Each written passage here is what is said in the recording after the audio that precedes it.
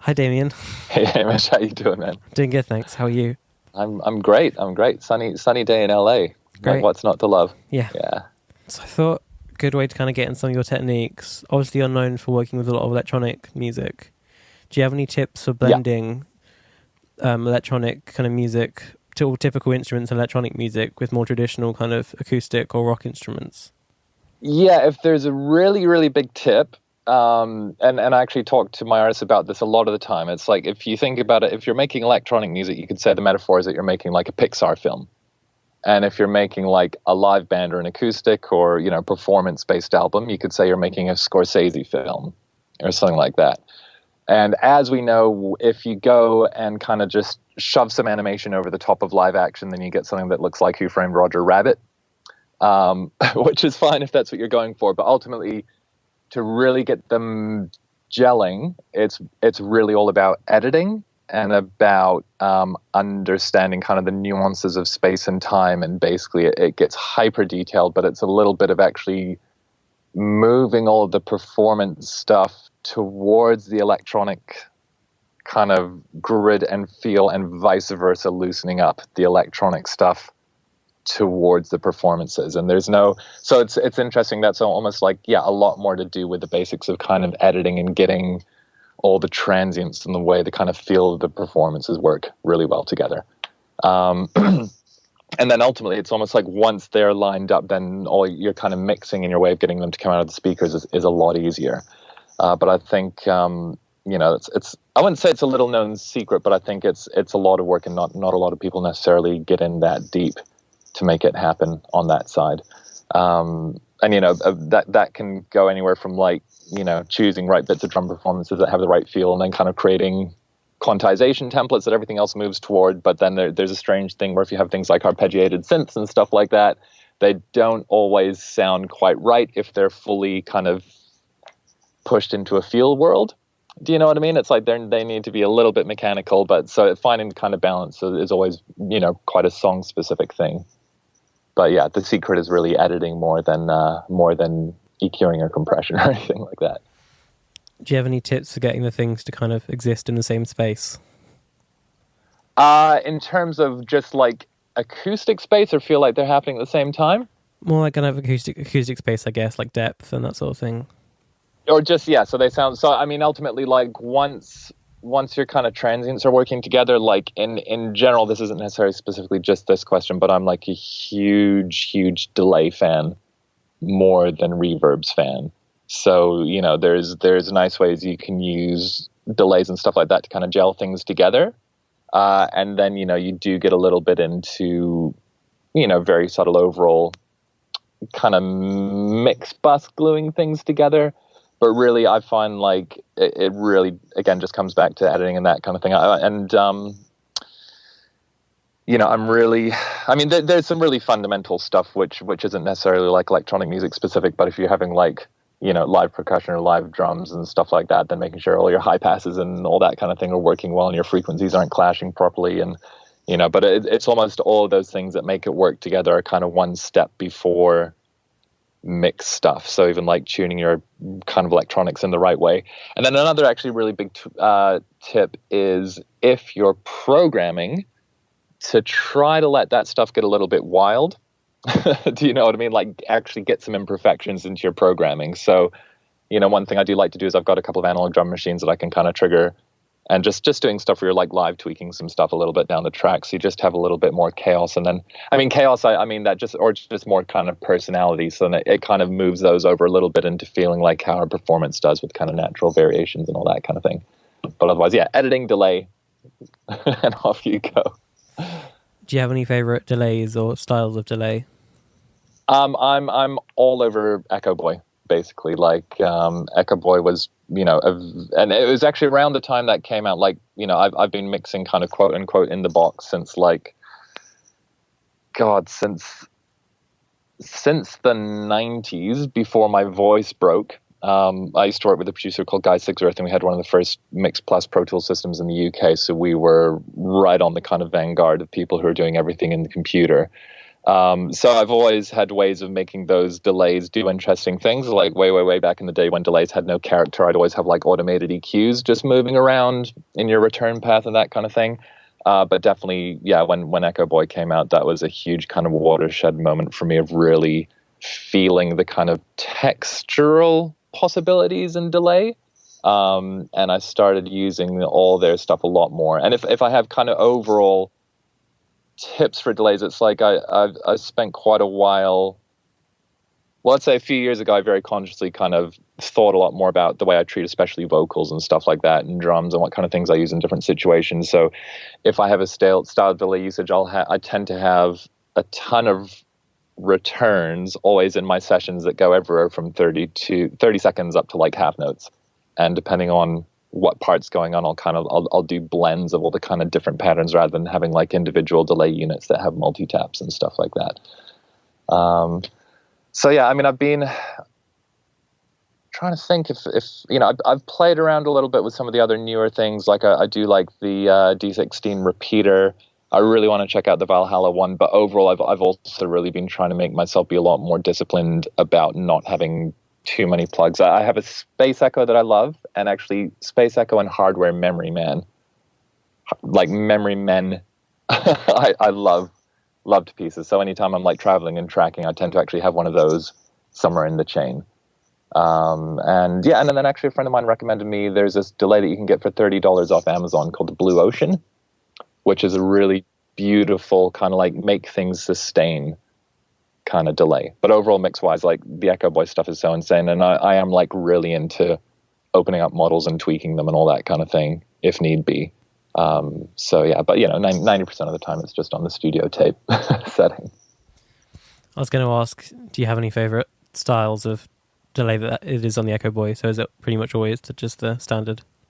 Well, the studio tape tends to be the one that's like when you want, it's a bit like your earlier question of how do you get things to stick together. So kind of that's great for like just a little bit of warmth, and you use that for a bit of glue, if you know what I mean. And then actually I got really into, there's a setting on there called Queek, which I use for kind of very heavy effect kind of vocal stuff. I've started using it 100% wet with a 0 millisecond delay on it to kind of use the distortion modes in there. Digital chorus, analog chorus. I haven't been so crazy on the Binsonet one, which I see lots of people using. I've been using, the tube tape one quite a bit more, but it's kind of nice. I feel like I'm at a point now where studio tape is like the safe place, and then I have like a really good feeling for kind of what to grab otherwise. And I do love that whole thing as well, where you can go in and just like crank the diffusion a little bit if you just want a bit more space in the returns. But yeah, I mean, there's a few models in there. I've have never really used the DM2 too much, but I kind of heard it on something recently and was just like, I've got to use that a lot more. So it is kind of interesting, that there's one plug that I've been using pretty much daily for nearly a decade that I still haven't really got to the bottom of, if you know what I mean, haven't exhausted it. Have you messed around with Crystallizer much? Yeah, I love that one. It's doing really noisy remixes to just like run all your drums through it and hit record and just cycle through stuff and kind of see what comes out the other side. I do have two kind of pitched crystal return chains that live in my template as well, and crystallizers on one, guitar rigs on another. So yeah, I feel like that one's pretty underutilized at my end as well, but like the moments where it does work, I'm really into it. I tend to not use it so much in like a straight up delay thing, but just for that kind of really classic, there's auras and the northern lights are going off and angels singing kind of thing. I love it for that. And I gotta say as well, like since Sound Toys did that whole effect rack thing, there's been a lot more. I love the fact of just having a bunch of things in one place. So that's opened up a lot more kind of tweaky worlds as well. Do you use the saturation, distortion type plugins much in your mixes? Yeah, I think probably my Desert Island plugin is actually the OG lo-fi. And that was a really, because, going back to this time I was talking about like late 90s, that was the only kind of distortion plugin that existed in Tools. And I'm really, really, really into using that a lot for kind of shaping top end as well. Shaping low end. It's really interesting with that one. The big tip I have for that is literally try using like saturation on 0.1 and the distortion between like 0.1 and 0.3, and just hear how it kind of just slightly pushes harmonics in one way or another, and the way you can kind of slide the anti-aliasing is really interesting as well. And then more recently, like I'm just the world's biggest Universal Audio fan. And I think once their stuff really started kicking that kind of, I'd actually hand built a whole ton of valve outboard, sorry, for our British friends. Hand built a whole bunch of kind of like UAD clones and, LA2A clones. And just thinking like I was going to have outboard, to make that world work. And I think the way that their plugs are kind of bringing that color now is I don't really care whether it's exactly the same as a hardware or not, but I feel like I can access a kind of a texture through them that I really love. But otherwise, it's nothing kind of original about saying I use Decapitator quite a bit. The Culture Vulture is amazing. Thermionic, the UAD one. I use quite a few amp simulation things. I really like that little Fender Tweed thing that UAD do. Original guitar rig I still love to pieces. But like lo-fi I find is the most useful thing for mixes, if that makes sense. Whereas the other ones I kind of tend to use a bit more for transformative stuff or early in the production process. Just so you know, every plugin that you mentioned, I'm going to run your voice through for the final. Oh, really? Yeah. Amazing. Do you have any techniques for recording acoustic drums if they're going to be in a more kind of electronic setting compared to how you normally would record them? I wouldn't say that I approach them terribly differently if I'm recording them with or without electronics in mind, but probably there's two really big influences that I've had on my drum recording. One was like the one session I ever got to do with Jim Abbas, who I used to be on the same management with him for years and like worked with him very early on a South album that he mixed and with some stuff with UNKLE. But I was harassing my manager for like 6 years going like, put me in on sessions with Jim. But he has a really interesting approach of trying to get the sound around the kit to be quite dry and very controlled so that you can really compress your close mics, but then still having some bleed down a hallway or having some distant mics and that kind of stuff. So I really love that approach and the kind of the aggression that you can get off close mics without it getting too washy really blends really well with kind of building stuff on top of breaks. The other thing I'm really influenced by is, I've thought a lot about the classic drum breaks that I love to sample, and invariably almost all of them sound a bit weird.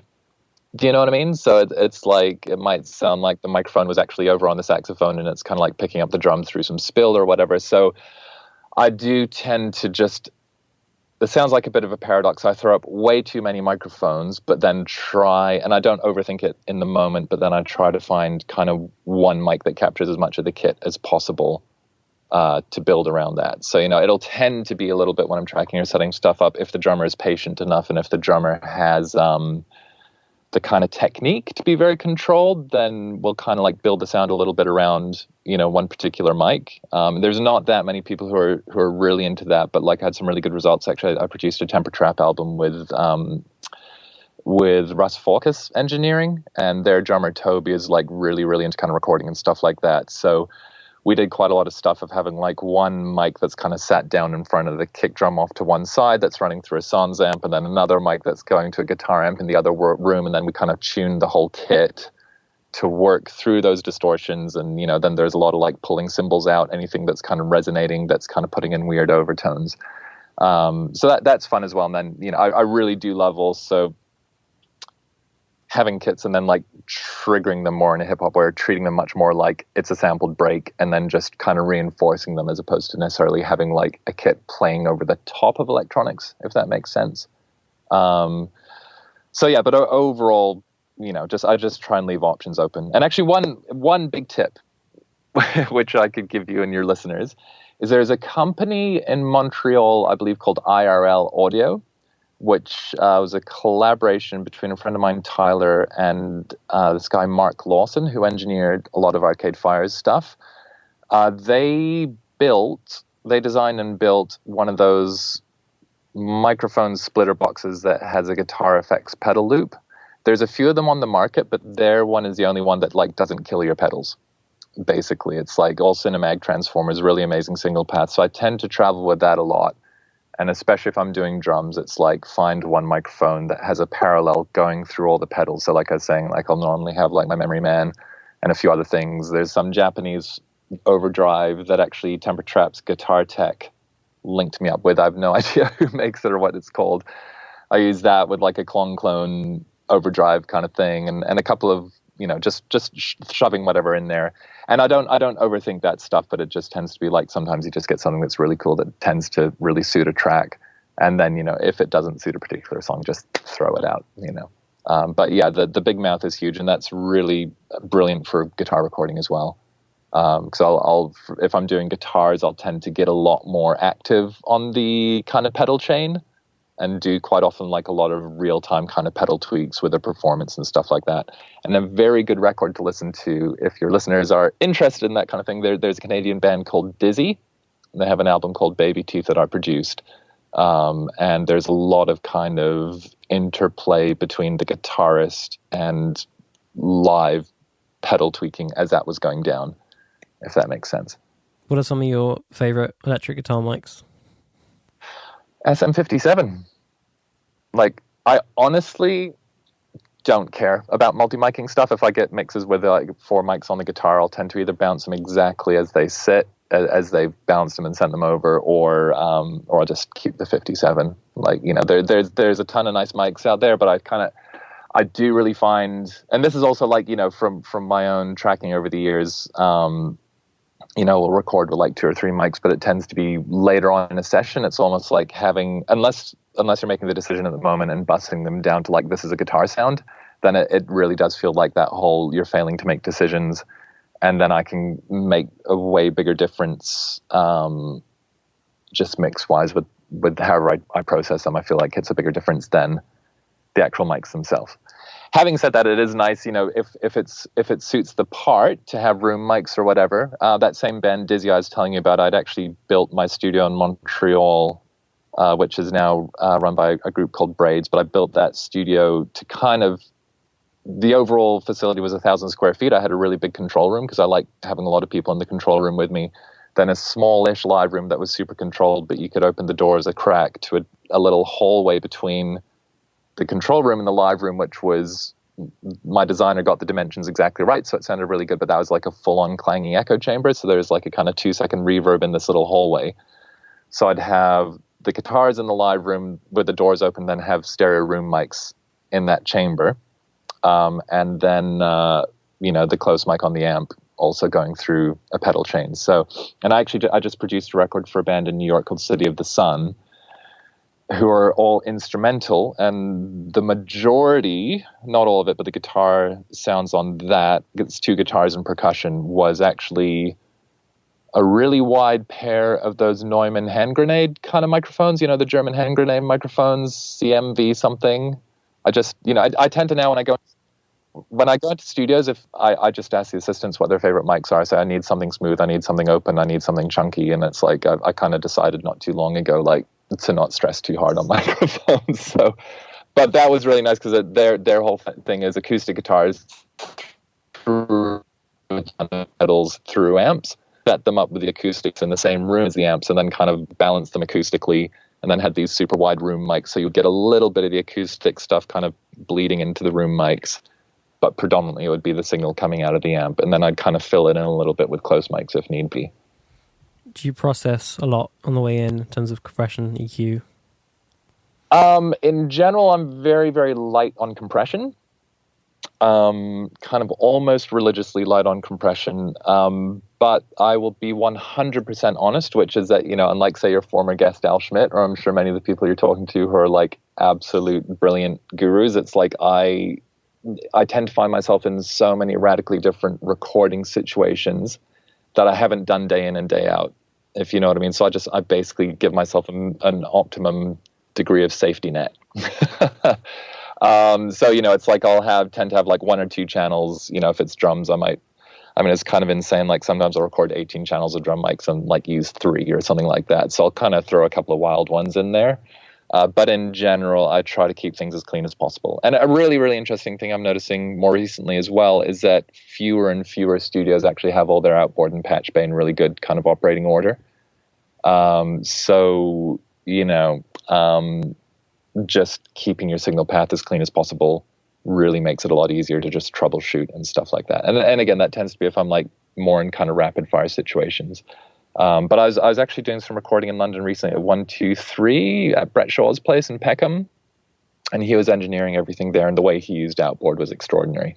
But you know, he's kind of in his own room and is really like has a really brilliant selection of pieces, and he kind of really knew them inside out. Whereas, you know, I tend to like parachute into a studio and I'm kind of trying to figure out, you know, how the hell the song goes and who should be performing what and what the next thing is. And so if I'm engineering as well, then I just, you know, keep it simple kind of thing.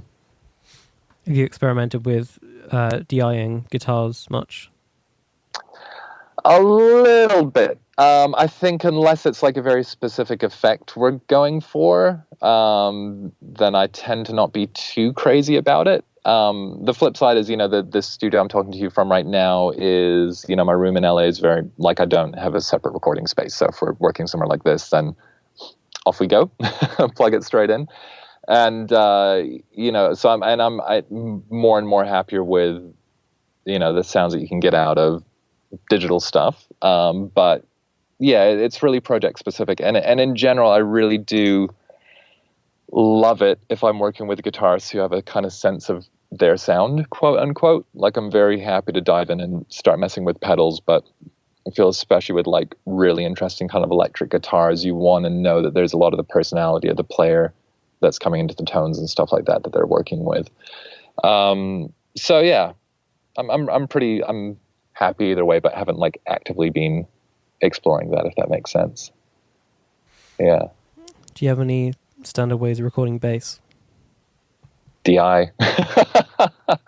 Love a DI bass and as little compression as possible. If there does happen to be like an amazing amp, then great. Like, you know, the Ampeg B15, BN15, BK50, the old classic one is great. I don't really have, you know, if there's like one of those big massive Ampegs with an 8x10, that's amazing.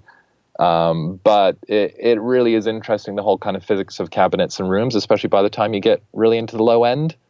You know, the lower you go, obviously, the more likely it is that there's going to be standing waves in the cabinet in the room that'll kind of affect your overall, the purity of your kind of low end.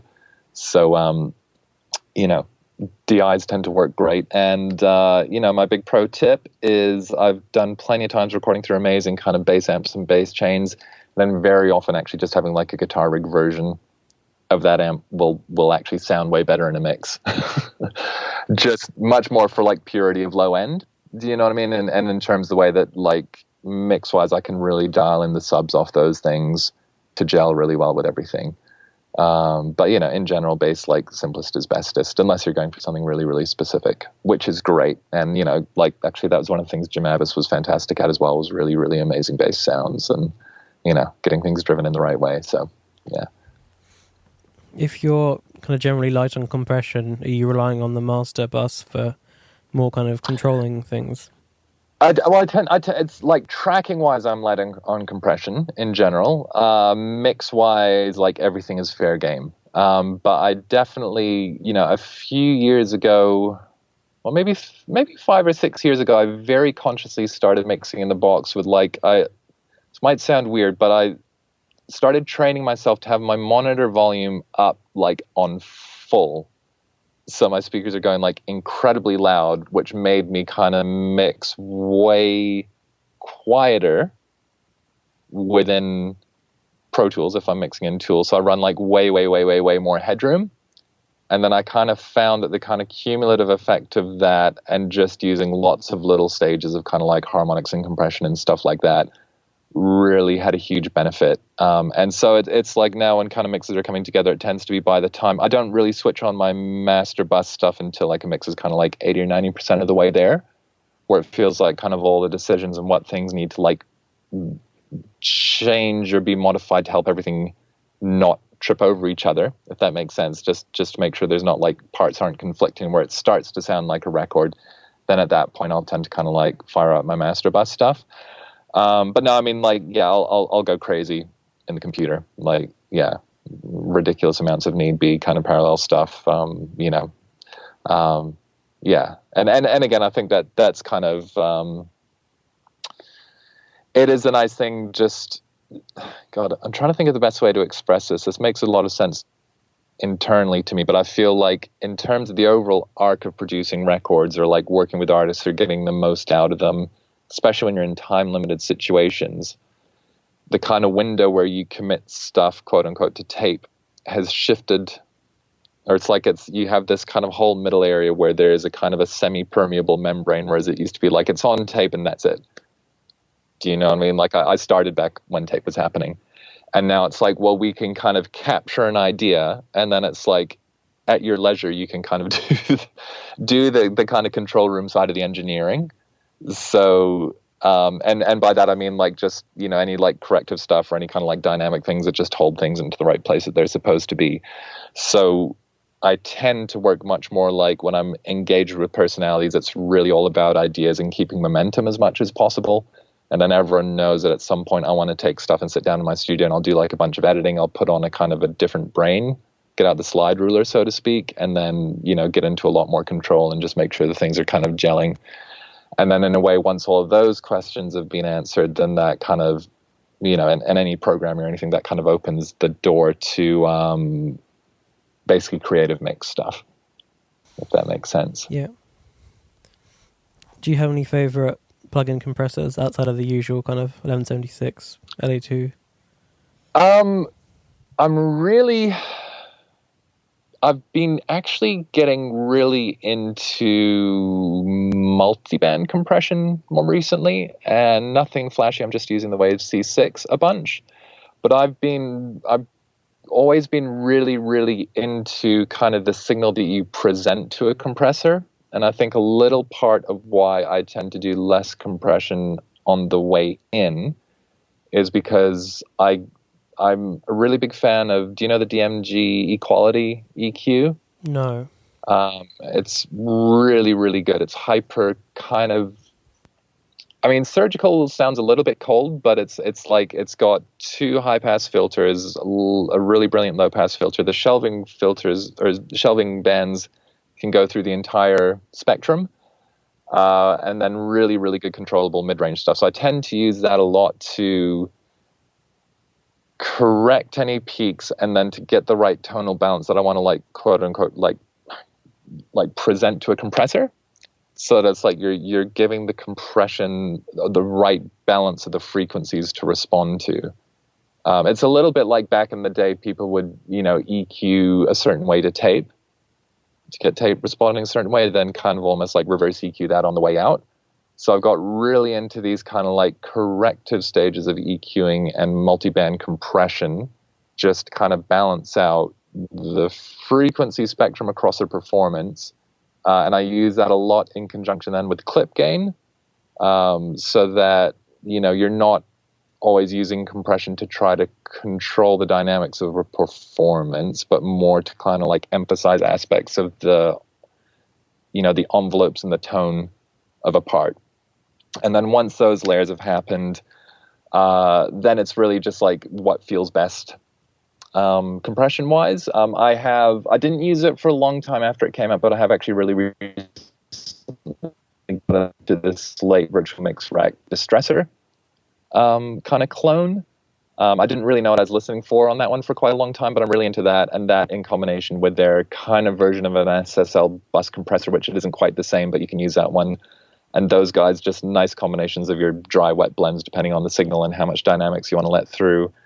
Really love the all the UAD kind of versions of the LA2As. I really like their old LA2. I almost feel as like there's never really been anything in the box that does sound like a hardware Fairchild, but in terms of like doing a little bit of that thing, that one's really nice on slow things. I almost feel like any LA2 I've used in the box is almost more aggressive than outboard ones. I don't know if that's me or just how I'm setting them up.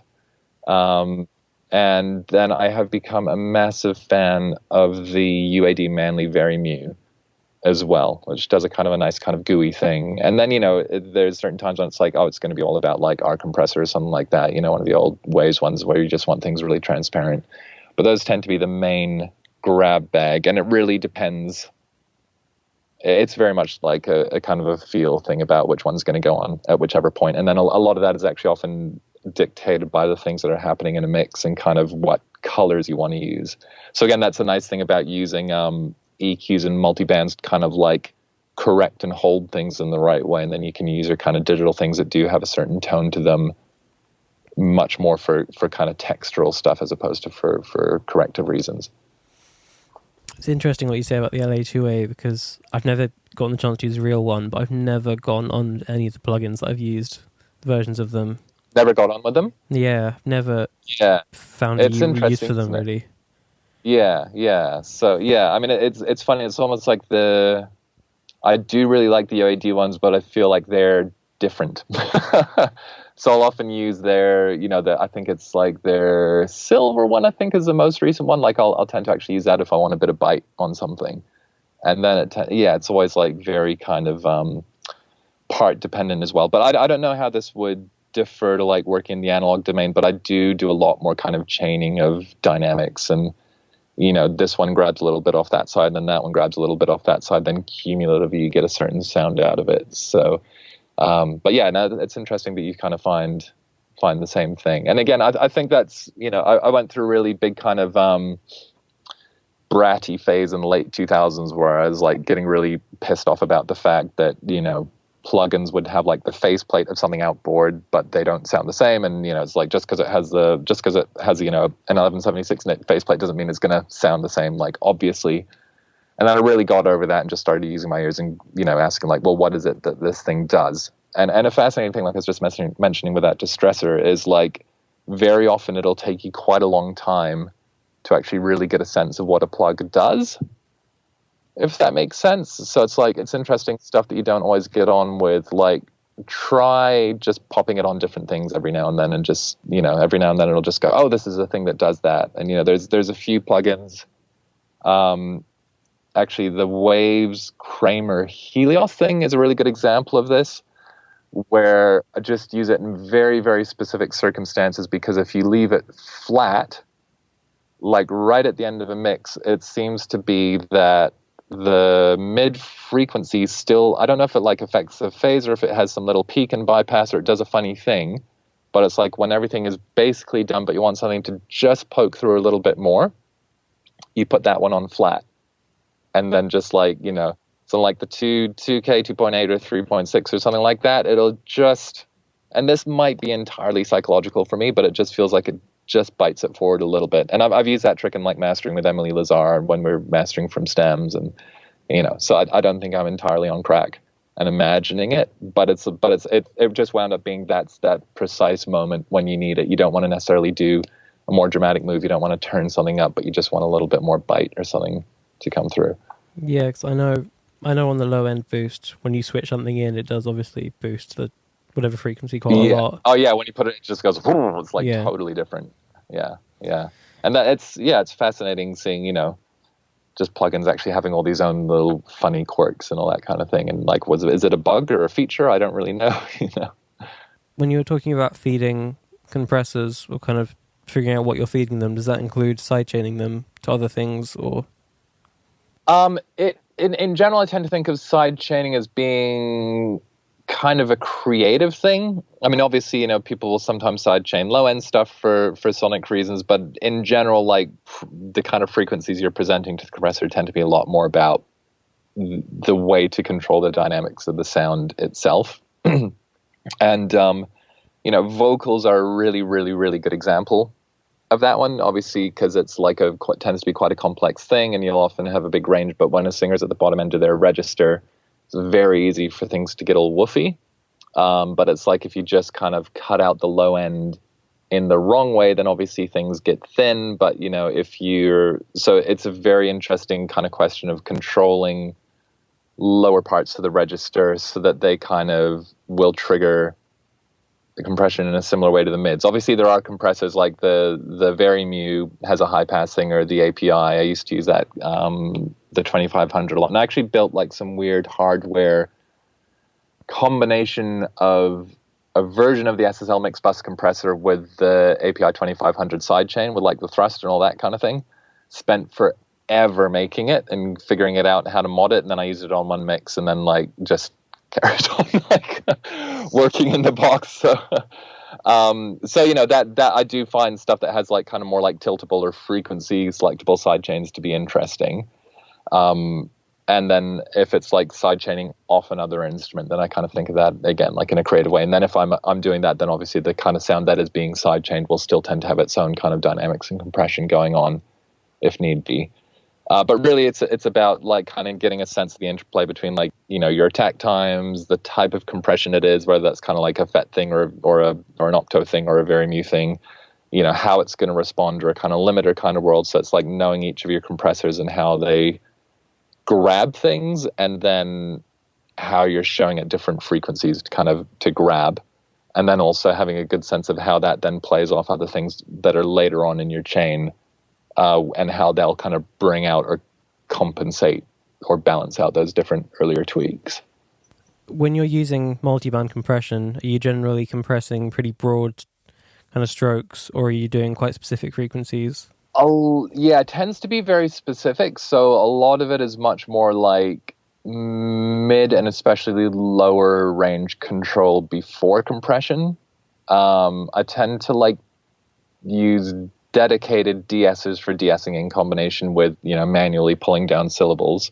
So I have that as one thing. But yeah, in general, it's especially controlling low end. That's not like right across the board. And then I'll often have stuff that catch kind of high mid, especially like kind of 2.8K seems to be some magic weird ass frequency later on in the chains.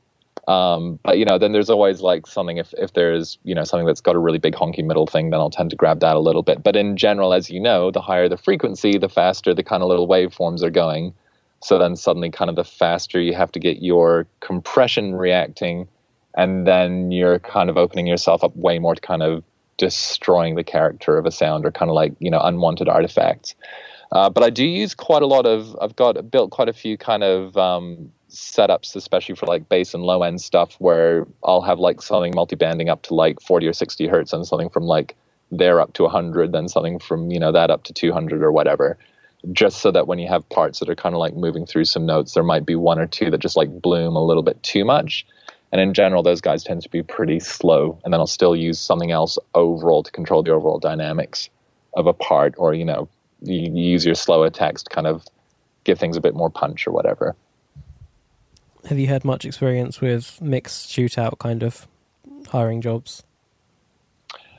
I've done a few. In general, I tend to feel that when you get asked, like, I'll just do a stuff on spec, then it's like, I feel like in general, I turn them down.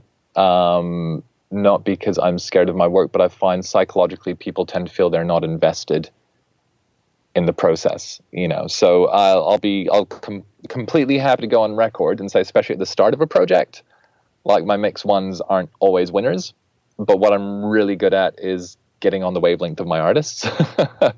So it's like I really tend to mix very fast seconds, and then I want their perspective as soon as possible, and then we kind of like dial in their world. But yeah, I mean, I think I've just got far better things to do than just be running around kind of begging for work, if you know what I mean. And if I found consistently that people would really come back to you and really give you their thoughts and you work on it together, then great. But it tends to be if people are asking people to shoot out, then they're at a point where they haven't made a decision themselves, and they tend to kind of just be like messing around a little bit. I've had people that have hired me for entire albums, sight unseen. We haven't done a single thing, and like we invariably absolutely smash it and destroy it, and they walk away like delighted. So yeah. So and again, like mixing is only kind of a portion of my work. I do love it, and there's a phase of my career where it was kind of like 70% of my work. But at the moment, I'd far rather be like writing a song with someone than doing a mix on spec or something like that. But being in plenty of situations where a few people have mixed something and mine has been used. I've been in situations where the band wanted to use mine and the label wanted to use someone else's, and someone else got used for political reasons. There are plenty of situations where mine wasn't chosen and someone else's was used as well. So, yeah, it's an interesting aspect of the industry. How have you gone from more kind of technical aspects of recording to more kind of creative, working with artists and writing and that sort of thing? I honestly feel like I've just always done what I've done through my whole career, and then just got whatever work I could get my hands on as a result. So, there's a lot of stuff that's not on my discography from when I first went freelance in London, which I was kind of one of the go-to people for like vocal tuning and performance enhancement stuff. And, this was in the kind of, deep in the zenith of the boy band era and that kind of thing. So a lot of the times I paid my rent by tuning boy bands, but at the same time I was also like a silent member of UNKLE, and we had a residency at Fabric, and we were doing crazy remixes, and I was kind of using the same skills, in other words, being able to like shred and manipulate the fabric of space and time and kind of like, do crazy automation and mix stuff to make wild club records. So I think, for me, and I think that's also, if you're good at something technical, it tends to be an indication that you have a creative mind behind it and that you're looking at it from, a kind of a bigger picture, that you can do technical things in musical ways. So I think much more it's just been a case of, my discography's continued to grow and people have kind of just decided to have the faith in me, as it were, but there's plenty of stuff that I did early on where I contributed hugely, and it happens to be, my role, or, I'd get a quote unquote Pro Tools credit on stuff like that, which in 1999 was like super exciting. And then, like 20 years later, you're finding out like when, my management's been going through all my old registrations, like none of that stuff is registered because no one recognizes that as a credit, and, so yeah, I mean, ultimately I think, it sounds like a bit of a Californian cliche, but like, be yourself and just like do your thing and really try to help out as much as possible. But I think if there's something that, has probably kind of, I wouldn't say set me apart, but one of my biggest strengths is really just being able to listen to my artists and kind of get on their wavelength and really kind of adapt how I work to kind of realize what it is that they're excited about. And then there's always like a case of figuring out each project or each artist has a different kind of threshold for how much they want you to contribute, if that makes sense. Do you know what I mean? Like some people, they really have their vision and it's like you kind of want to be almost like an instrument to their vision. Other people, they have like a kind of burning desire, but it's like they really need and want you to throw ideas into the ring that they can respond to. And then I'm never precious about my own ideas. And, if I give an artist 20 ideas and they don't use any of them, but then that brings them to a point where they kind of get the right idea that they want, then I see that as entirely valid. So it's all about the whole process of kind of moving forward and not getting stuck on ideas or anything. But ultimately, like with technical stuff, it's like you really just, have to think of it, anything with like engineering or whatever, you have to think of it a little bit like you're kind of practicing scales as a musician. So once it's kind of time to actually make the record, that side is kind of as transparent as possible, and you can just be like thinking about the end result or making your moves to keep everything moving forward. Have you noticed any big differences in recording culture in different cities and different countries? Yeah. I mean, I really miss working in the UK, and I still, I kind of came up in London, as it were. I moved there when I was 19 and kind of left just before I turned 30. I did a ton of traveling for sessions for kind of like nearly a decade, kind of around my late 20s and into my 30s. But the kind of what I really love in the UK is a combination of really, really good, solid, like you have your shit together, kind of like, Abbey Road, old school kind of engineering, with the kind of way that like punk and rave culture and, like the Caribbean influence had such a kind of huge impact on the mainstream. So it's kind of there's no real like dichotomy between being incredibly dialed in, incredibly good at what you're doing, and also kind of like tearing stuff down, if you know what I mean. And the kind of the overall, the kind of understanding of like creative club music I love over there. It's interesting because when I moved to North America, it was also quite a different time in the recording industry, if you know what I mean. So when I settled over here, it was kind of post Napster, just kind of pre-streaming.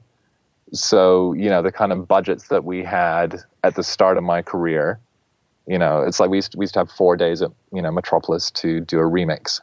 Whereas now it's like there's a $200 budget for a remix, so,